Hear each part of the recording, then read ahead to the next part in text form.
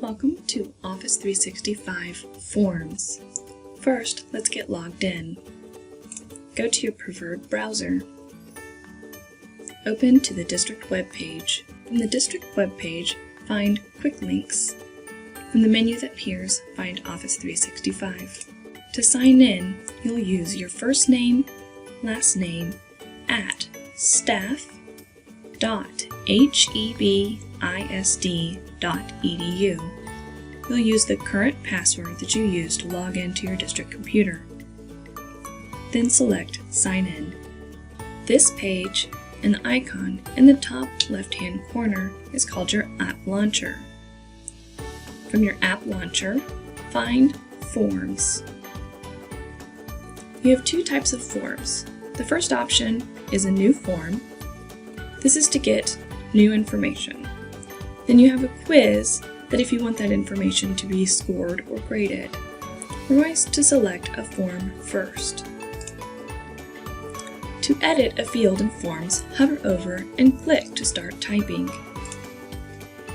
If pictures are an option, this icon will appear. You can search online or upload one of your own.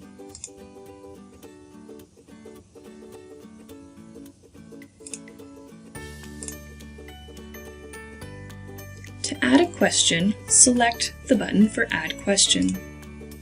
You have the option of a choice. This is going to be very similar to a multiple choice question. Select the option to start typing what you would like for your selections to be. You can add options or select Enter to add additional options. To add an Other option, select that option and you'll have an Other box that's a person. To remove an option, select the Delete button. You can select multiple answers by selecting the toggle switch at the bottom.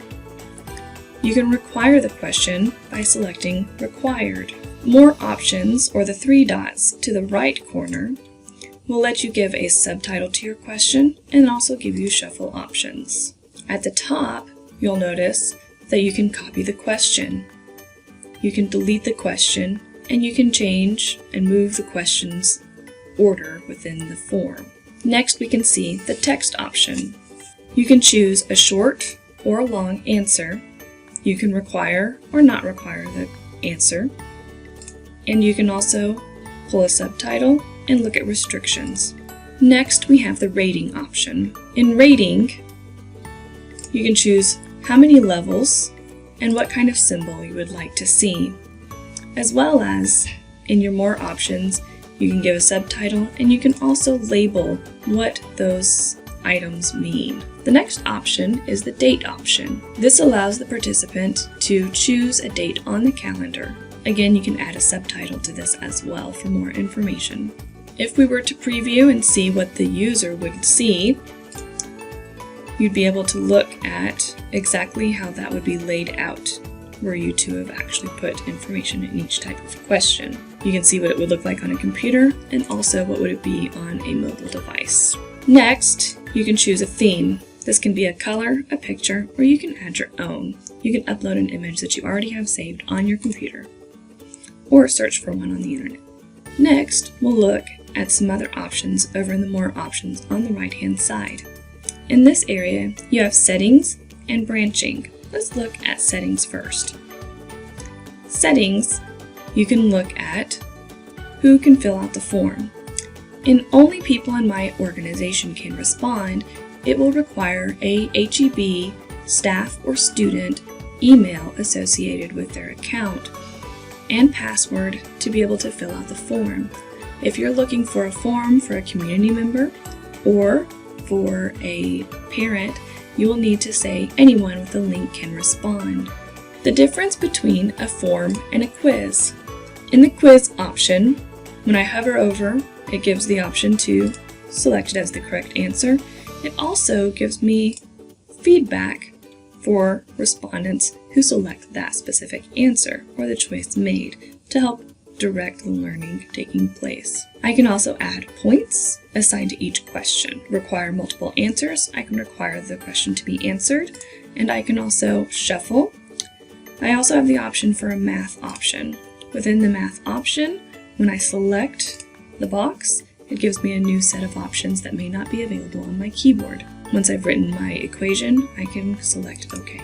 In text, I can put in correct answers that I will accept as part of that, and also assign points based on the answers given. Under rating and date, there is no change in the quiz responses. In both forms and quizzes, you have a share option. In sharing, again, remember that the very first option is whether or not you want respondents to be in our organization, requiring them to log in using their 365 account, or as long as they have the link they can respond to. You can copy straight from the link provided. These are usually pretty long, but you can paste them into a website or a newsletter. But another option that you may want to consider is creating a hyperlink. I'm going to show you a quick example using Word.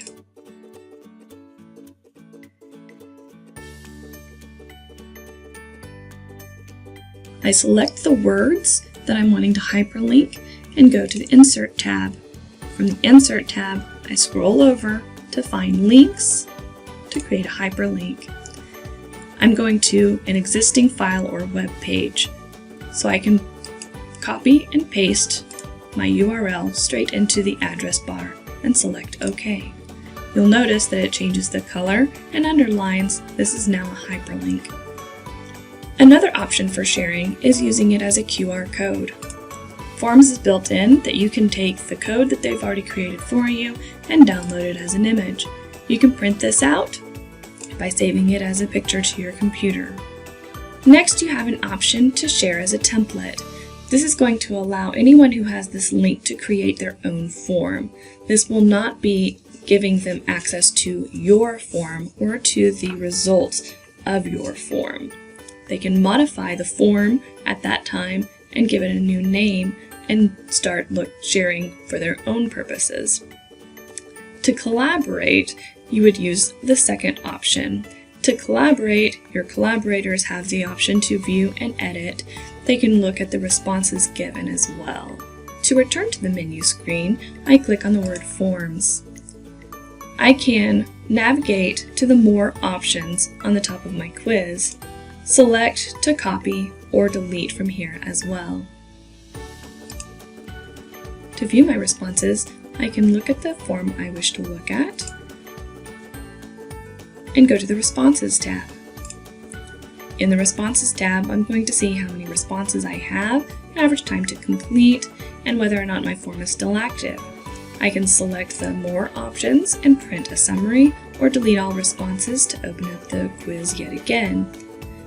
I can scroll down and I can look through the responses given off to the side. This can chart or graph. It will display in some manner each option or each answer given, response given. From here, I can also open in Excel. It will give me the option to open. Answers will be given in a table format for filtering and sorting. Next, I can also view results in the web page. I can choose which respondent I'm interested in viewing, an individual time that it took them to complete, and their individual responses within the form.